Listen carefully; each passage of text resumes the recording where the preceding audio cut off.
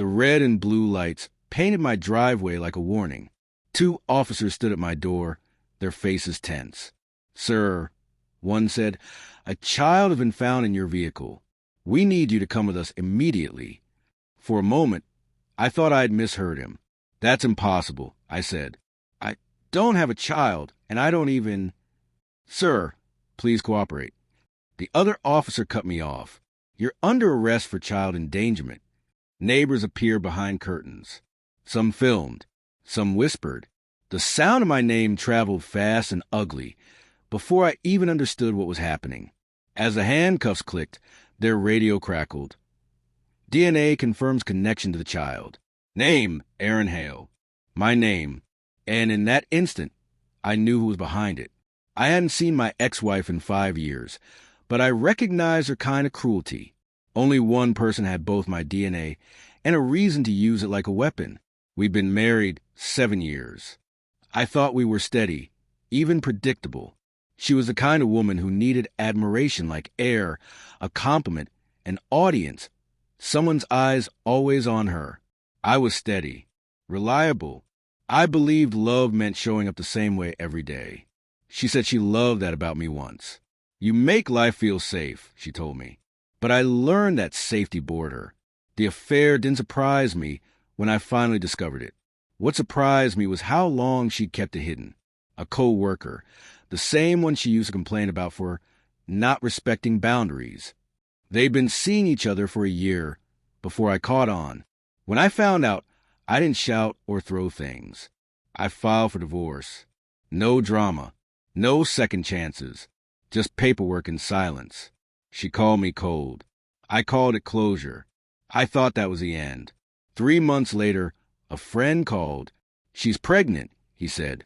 3 months along. "But she's telling people it's yours." I laughed at first. We hadn't been together for 6 months. But then he hesitated. "She's also using your last name again. Says you're trying to reconcile." I checked her social media. There was posts about our second chance, hashtags about family and forgiveness. She'd even changed her mailing address to my neighborhood. It wasn't just manipulation. It was theater, a full script with me written as the villain. That night, I stopped reacting and started preparing. Revenge, I realized, doesn't always mean destruction. Sometimes it just means refusing to be destroyed. Step 1, I hired a private investigator. Within a week, I had photos of her and the man she cheated with. Married, respectable career, a lot to lose. Step 2, I went to my lawyer. We filed an affidavit confirming the date of separation and a paternity exclusion clause. Legal, notarized, and irrefutable. Step 3, I quietly arranged a DNA test when the child was born. The results went directly to my attorney. 0% match. Step 4, I moved my assets into a trust. Anything she tried to touch would turn to dust in her hands. And step 5, I waited. 5 years passed. I built a new life, a quieter one, until that night, the knock, the sirens, the cuffs. At the station, they showed me the photos.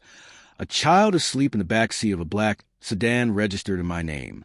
My old car, the one I sold years ago. She bought it back under a false identity. "DNA from the child matches yours," an officer said. I smiled. "Then your lab made a mistake." Within an hour, my attorney arrived with documentation, timestamps, legal records, and the original DNA results from years before. The room fell silent as they read through it. "So you already knew about this child?" the officer asked. "Yes," I said, and I knew this would happen. He didn't understand. Not yet, but she would. The next day, the story broke. Local man falsely accused of child abandonment. DNA tampering suspected. My attorney didn't just clear me. He exposed everything. Her lies, her fake claims, the falsified records, the affair she tried to bury.